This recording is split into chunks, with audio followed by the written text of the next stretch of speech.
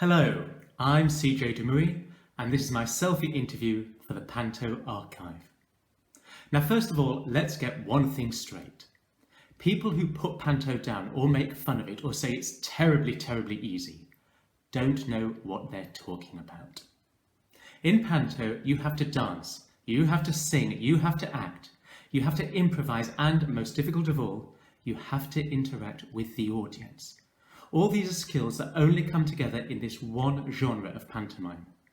So when you've done a 3-show day full of schools, and more often than not full, only a few people in the audience, and you're exhausted and it's 9 o'clock at night, and you're dragging your carcass off stage, then come to me and tell me how easy Panto is.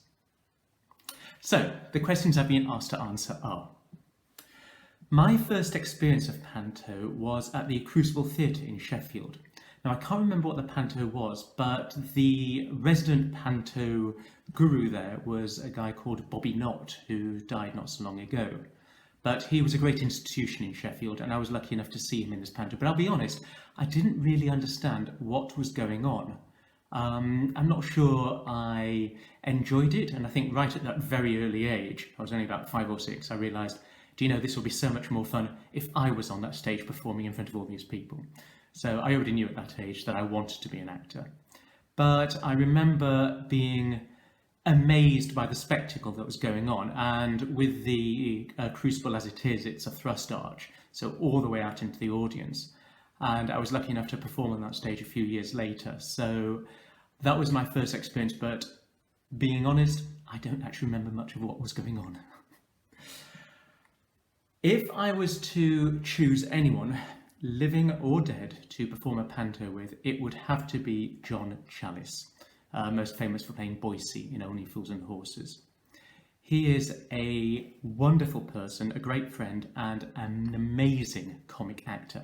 But the only problem is there would be a little bit of frisson between us because we both normally play the baddies.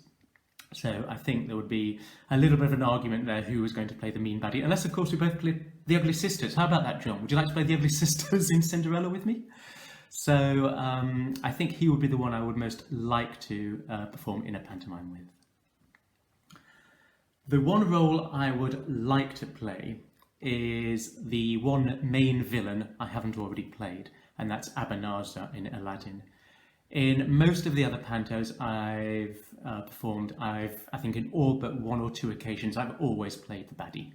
So it's the role I'm most comfortable with, the role I most enjoy, but Abanazar is the one role that's still outstanding, so that's the one I want to do. So if anyone's got a production of Aladdin coming up and you want an Abanazar, I'm free and available. Well, not free, but you understand. The next question was a little trickier. My favourite theatre. Now, a lot of theatres mean a lot of different things to me.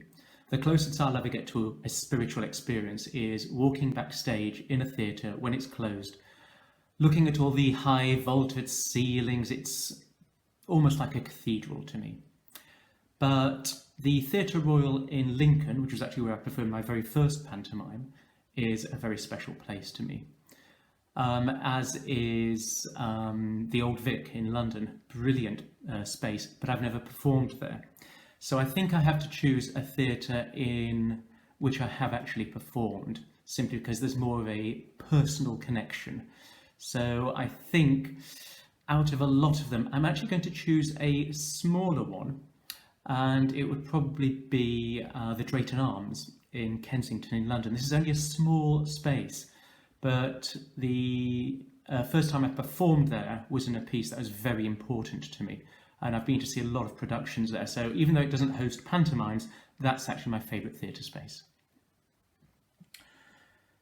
Has Panto changed over the years to adapt to an ever-modernising world? Yes, it has, but in a way that I don't particularly like. The villain in pantomime seems to have got rather likeable. It's one of those roles where it comes on stage and the kids are booing, but only tongue-in-cheek and really smiling and enjoying the role. The villain used to be a genuinely scary character, there to frighten the children, and that just doesn't happen anymore. And I always enjoyed the freedom of playing the villain because you could actually be a complete counter to the rest of the cast and make the kids scared and sometimes make them cry. If I did a panto and by the end of the show I hadn't had 2 or 3 kids leave the auditorium because they were crying or scared, I hadn't done my job properly. So I think we need to get back to the times where all of the characters in the panto are there to make the children feel happy and safe and fluffy, except for one, and he's there to do his job and make them scared. Panto is an incredible experience. Whether you watch it or are behind the scenes or performing on stage, it is absolutely unique. It's one of those art forms that has travelled the world and is now synonymous with Britain, but we're exporting it everywhere. And whenever I'm a part of it, it's always absolutely fantastic. I love performing in pantomime, and yes, it's exhausting, and yes, it's tiring, and yes, you're halfway through the run and you're ticking off the individual acts on your calendar waiting for the end. But it's one of those experiences that has brought me so much joy, so many friends over the years, and so much happiness. And it's one of those things I hope to be a part of again, and it's bringing me so many memories. And I'm so grateful for Panto being in this country and bringing me the acting experience it has. Pantomime is brilliant.